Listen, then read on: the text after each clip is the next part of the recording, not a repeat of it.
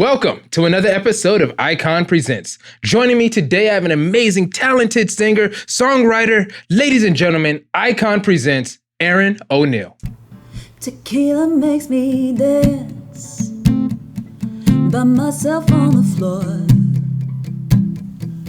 Tequila makes me crazy, baby. Tequila makes me sure that I've never been more beautiful or cool, that I'm the exception to all of the rules. Tequila makes me cry by myself on the floor. Tequila makes me lonely, baby. Tequila makes me sure that no one has ever felt as bad as me, that I'm too messed up to ever be happy.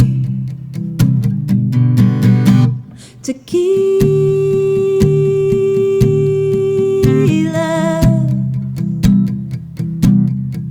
tequila,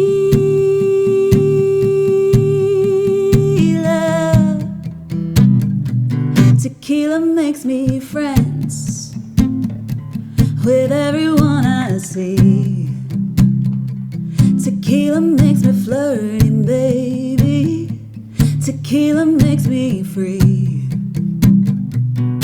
Oh, it feels so good to be so unaware of my voice, my jokes, my face, my hips, my hair. Tequila,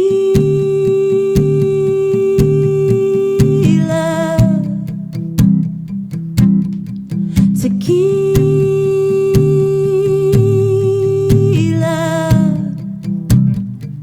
tequila makes me scared. I'll never find my way. Tequila makes me crazy, baby. Tequila makes me say all my darkest thoughts and secrets right out loud. So just let me dance and I might shut my mouth. Tequila,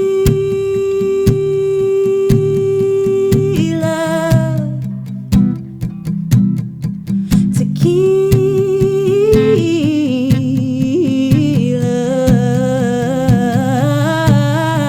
tequila, yeah, tequila.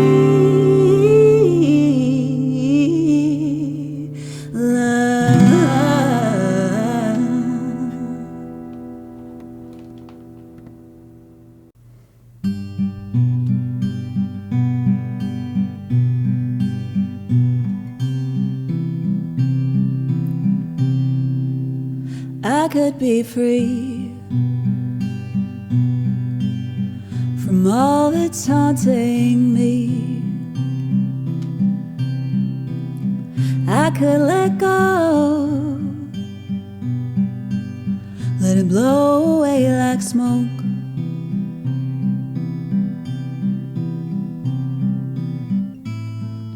But part of me loves the anguish. Part of me breathes anger like a rustling sand.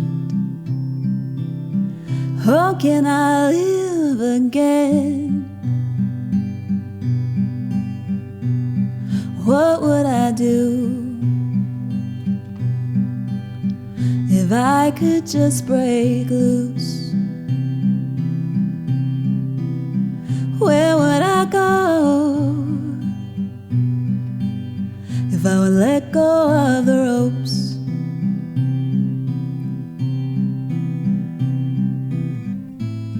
My fear is not my friend, but I keep letting it in. Oh no. think it's time it goes.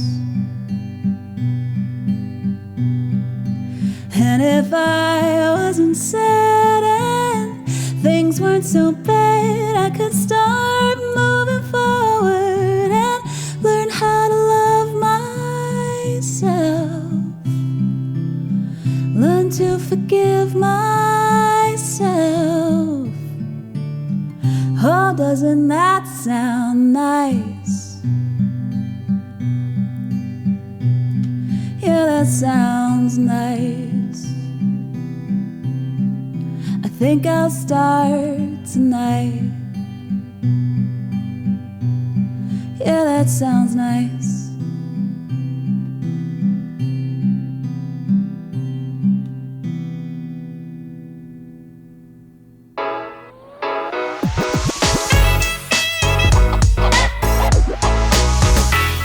Welcome, Erin O'Neill. How you doing? I'm doing good. Thanks for having me. It's my pleasure. It was an amazing performance that you gave us today. Thank you. The name of those 2 songs that you performed, what were they? Tequila and Sounds Nice. Okay, got you. So let's talk about the Tequila Yes. one. Aside from Tequila, what was the inspiration for that song? Yeah, well, I actually started writing that song. I was in a band and we were on tour and something broke down and we stopped at a Mexican restaurant called Tequila's. Okay. And I just started singing like, tequila makes me dance. And then I was like, tequila also makes me cry. And so then I started just like working on this like duality of like how fun tequila can make me. And then, you know, you have one shot too many and then you're crying on the floor. Right. And it was one of those songs that just kind of came in an instant. I was like on my laptop in the van, like making a beat and recording it in the hotel room. And awesome. Yeah. Okay. And then that other song was Sounds Nice, Sounds right? Nice. Okay. Sounds Nice. I'm going to tell you, like I told you while you were performing or during sound check, you have a very like calming sense of your music, which is very nice. Most of the time. Yeah. It's not good when I've been up with a 3-month-old son. Oh my gosh, 3-month-old. And I'm like, all righty, this is good. I can really relax right now. And you start, I'm messing. But so it sounds nice. Give me your the motivation for that one. Yeah. So Sounds Nice came at a time when I was really like looking to make some changes in my life. Okay. I was struggling with anxiety pretty badly and I started reading a lot of books and going to therapy and I was like, I'm going to figure this out. And I was reading all these books and I would get all like jazzed after I finished it. Like, yeah, I'm going to do it. I'm going to change my life right now.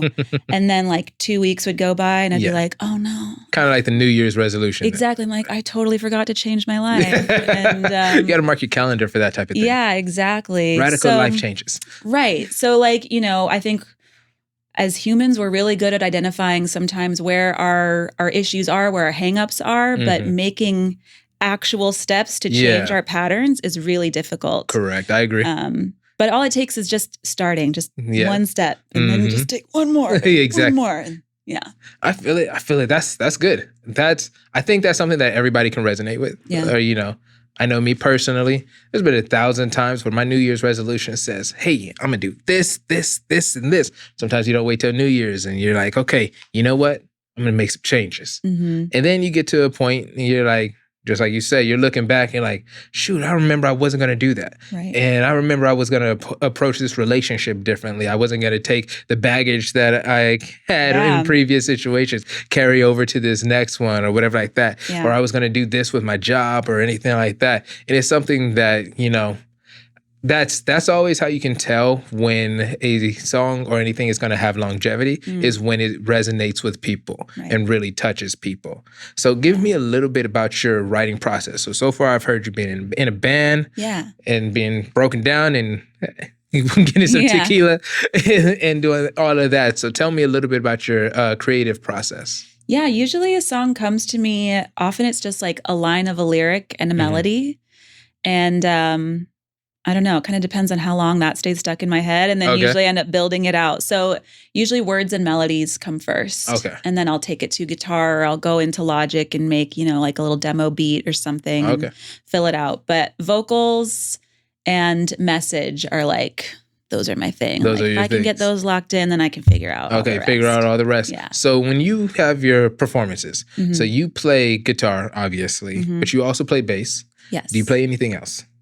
No, I mean, I can like dink around on keyboard, but I would never dare to say I play keys. Yeah. You're not a drummer. You're not out there just... No, my husband's a drummer though. Okay. That's what's up. That's what's up. Does he help you at all with your process? Yeah, sometimes. Yeah, we definitely have worked together in the past and continue to work together. A lot of times he'll like produce a beat or something. He's like, oh, I need a top line for this. And we'll be just like emailing files across the house. And yeah, that's cool. That's good. I always like the collaboration.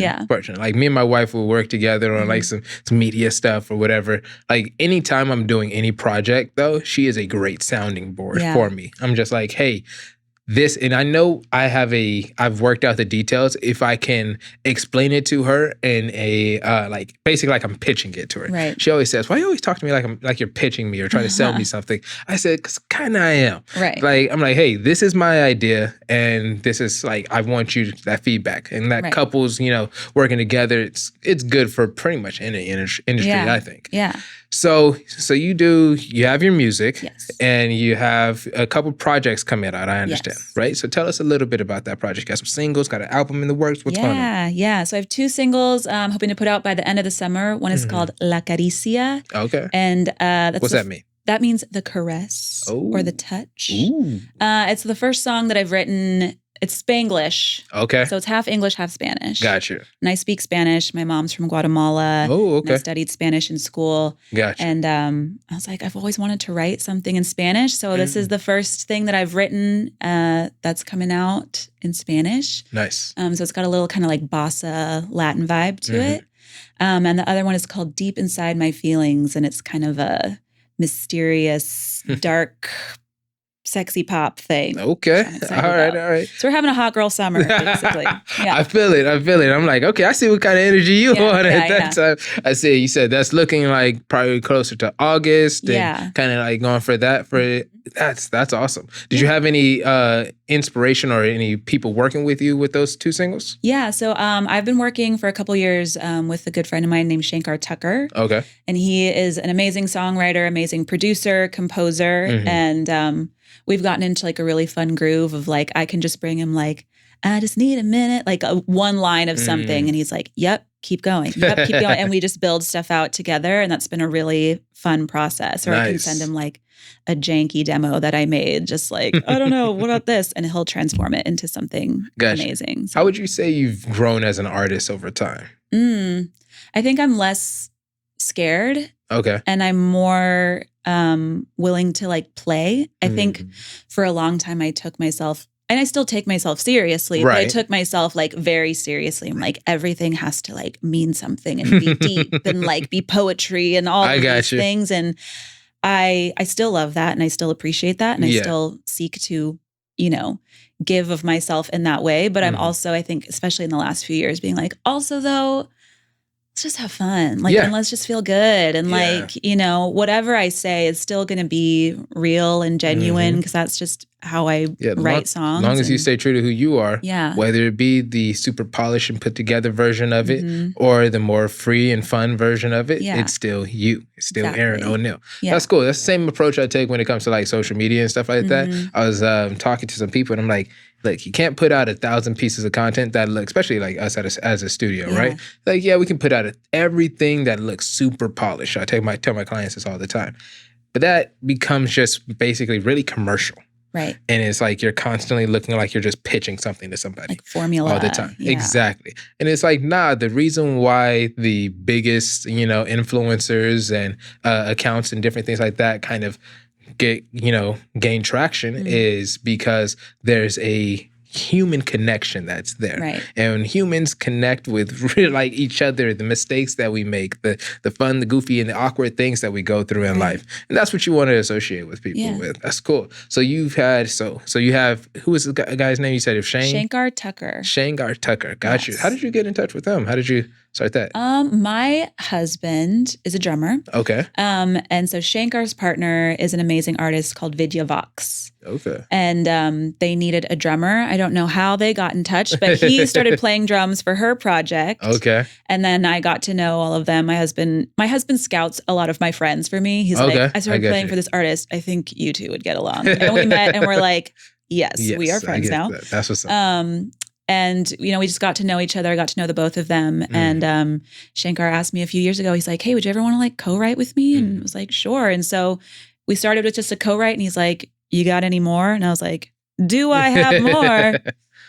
You better watch out because I have so much. Yeah. And you're one of those people with just a bunch of recordings on your phone. Oh my God. Or just noises that you make. And notebooks. We just we're working on new material right now. And I went into the studio the other day with 7 notebooks full. And I was like, this is just the last 2 years. And he's like, okay, let's go. That's awesome. That's awesome. Yeah. You'd be one of those people. I remember I'd be at my, I'll be going to pick up some food and like, I'll hear something and I'm like, make a song out of that. Yeah. You just start making up noises. Exactly. And doing all that kind of stuff. Oh, the songwriting process is so cool. Yeah. Like for music. Give me a little bit into your musical journey. Give me a little bit like, how did you get started in this? Yeah. How did I get started? I mean, I've always been making noise. Okay. Yes. Never been afraid to make noise, but I was pretty nervous actually as a kid. Like I was not a precocious kid that was like, listen to me sing. Like that was not me at all. But as I got a little bit older, my dad would hear me like singing along to like Destiny's Child or the Spice Girls or like whatever. And he plays guitar and he's been a musician for a long time. And he's like, sounds good in there. And I'd be like, go away. Listen to me.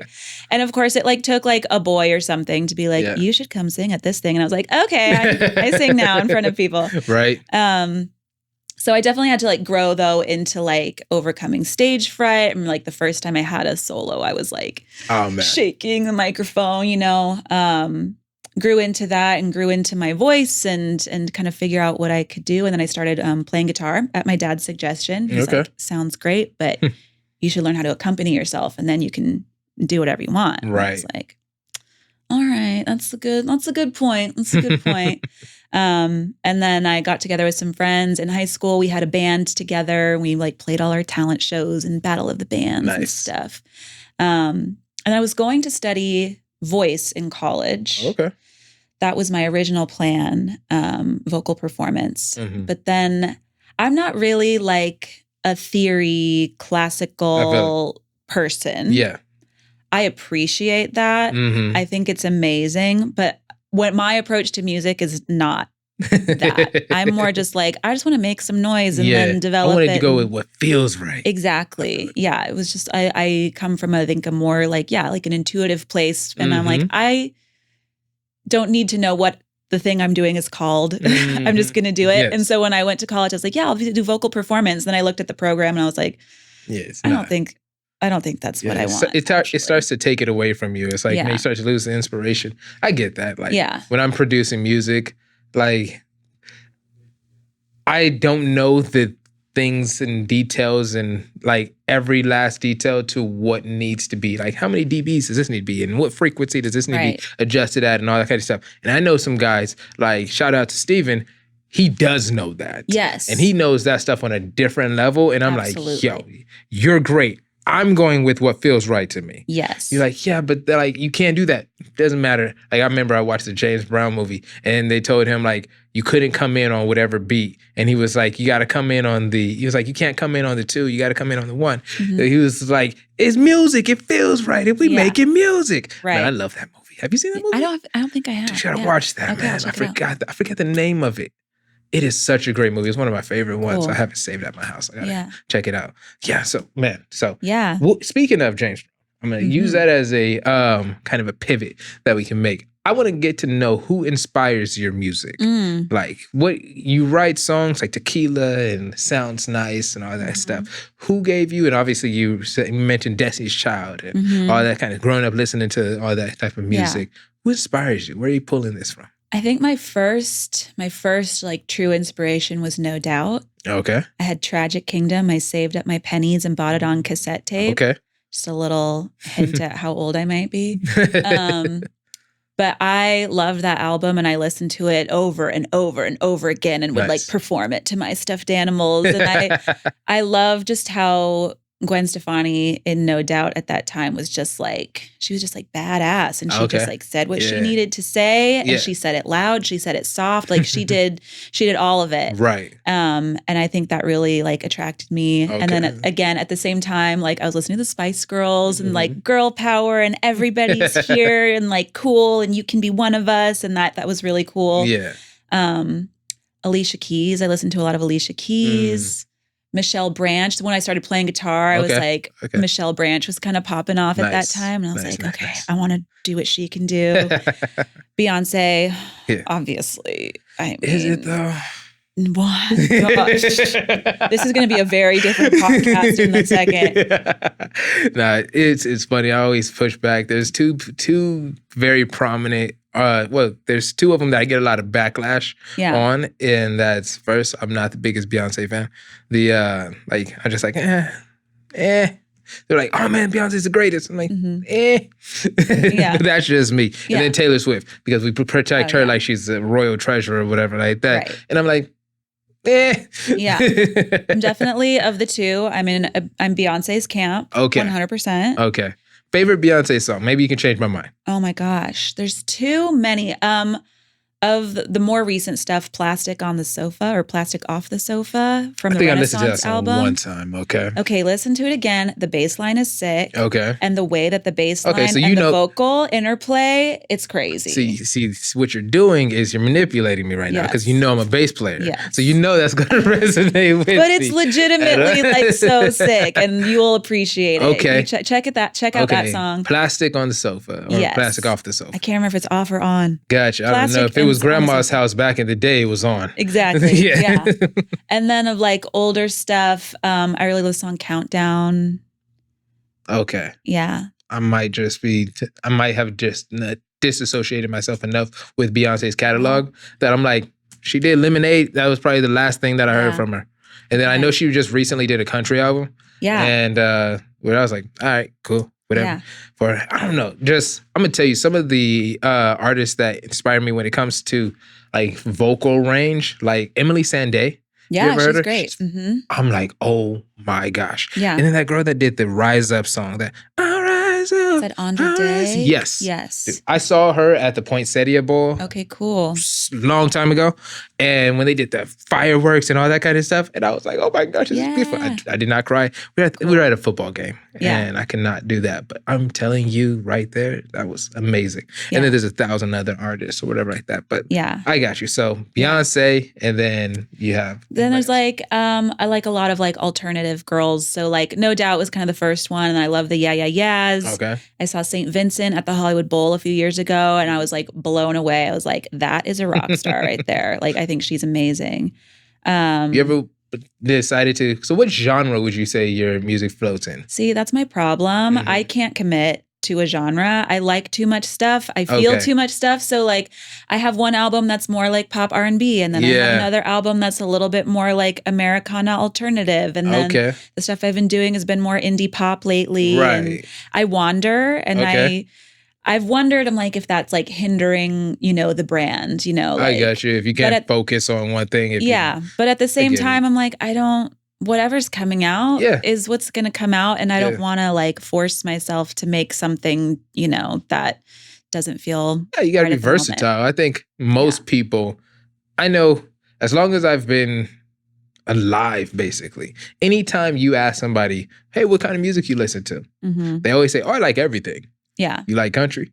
Then it's like, oh, I like everything except for country, until 2023 and 2024 when everybody started liking country again. Yeah. And it became the cool thing to do, which is like country. Mm-hmm. But I think if an artist can be versatile and be like, hey, give a little variety of, hey, here's a little rock, here's a little pop, here's a little hip hop and all that kind of stuff, and do that. I want to see you do a acoustic song or something your style, but then with like a trap hip hop vibe to it. Yeah. That'll be good. I mean, I've done it all. I've like sang hooks on hip hop songs. I've been in indie folk bands. I've been in rock bands. Like I've done a little bit of everything. I sang jazz in college. Oh man, that's nice. Yeah. So I think I have like a wide appreciation for different genres. And I'm like, I just like to sing. I just like to participate. I'm like, I'll find something to do. I'll find something. So with your musical career, have there been any points in your entire journey that you're like, that was a high point for me? Like something that you looked at and you said, man, I wanted that. And I went out on a limb and I got it. Yeah. Man, it's so hard to like think about it sometimes in those terms because I want so many things. And like I've gotten to do a lot of cool things, but I think question is a good reminder of like, what have you accomplished? Because I think so often, especially in like artistic careers, we're like, okay, what's the next thing? What's the next thing? I've gotten to sing like the national anthem 3 times for Major League Baseball, which is cool. Nice. I've performed in like stadiums. I got to perform at some festivals, South by Southwest. That was really fun. Cool.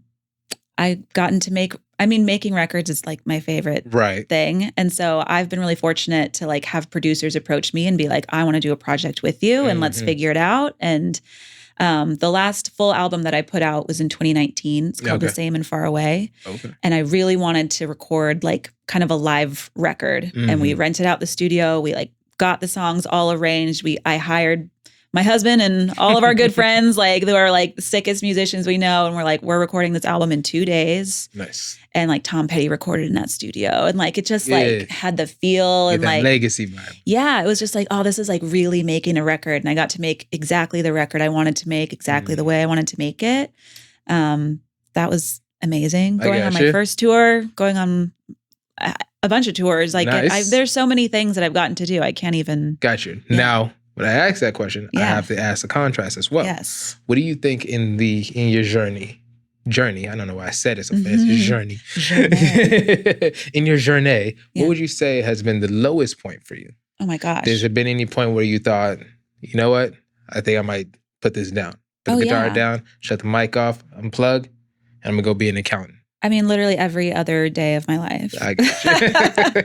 It's hard out here. It's really hard out here. I mean, I've worked so many like part-time jobs to supplement, what I'm doing. And, I'm only getting older and older. And every day I'm just like, what am I doing? Am I okay? Is this okay what I'm doing right now? I'm like, no, you're okay. You are making rent. You can pay your bills. You're doing things that you love. Like you get to do creative projects. I'm like, okay.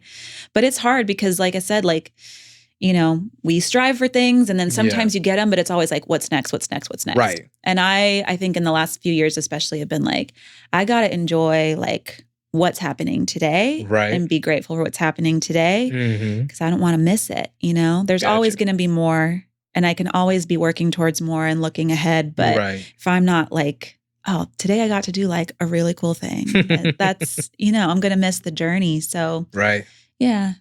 That's good. That's good. That's a good outlook to have on that. Because those situations, like you said, when you're working in creative fields, especially as an independent, like I know you're signed to the label with Danielle right now, right? Is it Chance? Chance Recordings. Chance Recordings. Yeah. Shout out. Yeah. But when you're working and you're trying to build something, it takes so much not to say, tapping out, I'm going to go work and make somebody else rich and do that, make somebody else money, maybe just, like I said, go be an accountant somewhere to do that. I picked a job that's not really the most interesting thing because, my gosh. I commend that, when you can look at that and understand that, hey, you know what, I'm a battle with this, but I'm going to stick to it. And, you maintain that. So because we mentioned to me earlier how you do some work with, Camp Rock, right? Or Rock Camp for Girls. Camp Rock is a Disney movie that I watched when I was a kid. Yeah. But Rock Camp for Girls. Yeah. Okay. How do you take that energy that you have, understanding that like this is a creative thing and you want to inspire those girls? What is your approach going into that? Yeah. I mean, it's such a special space. It's like an all women run camp for young girls. It is like, if I had been 13 and gone to like this camp had existed, it would have been like the highlight of my life. And working at it as a volunteer is still like one of the highlights of my life. It's such a cool space because there is no sense of like competition. I mean, rock, music is the vessel for the week, but I think the camp is really about like teamwork and empowering each other to like trust your creative vision and your creative voice and to make space for it, to make the space safe for young people to try things and to experiment. Some of them are jumping on instruments for the very first time at camp. And it's so impressive to me because I did it last year and I'm about to do it again this year. And I know that I was just so nervous when I was their age. I'm like, I don't know if I would have like, given it what I've seen the kids be able to give it now. I'm like, wow, they're just not even afraid. Exactly. There's a ton of examples, I think, now that we have when it comes to like social media and all this stuff like that. Kids are very talented, doing a bunch of crazy things. And sometimes it's a good thing, sometimes it's a bad thing. You're like, oh, the kid shouldn't be doing that. But then you can commend this type of action. It's like, but I would say me growing up, like I grew up in the school band and all that kind of stuff. Like I'm a pastor's kid too. So it's like you don't have the luxury of standing in the background of anything. So you're, whether or not you were nervous or not, if something needed to get done, if somebody needed to participate, so you have that. But it is important that kids have that opportunity because even if they don't take on the path or continue the path of being a musician, those skills that they get when they're like, hey, I jumped on the drums or I played guitar or I wrote this song for the first time, I faced my fear in doing this.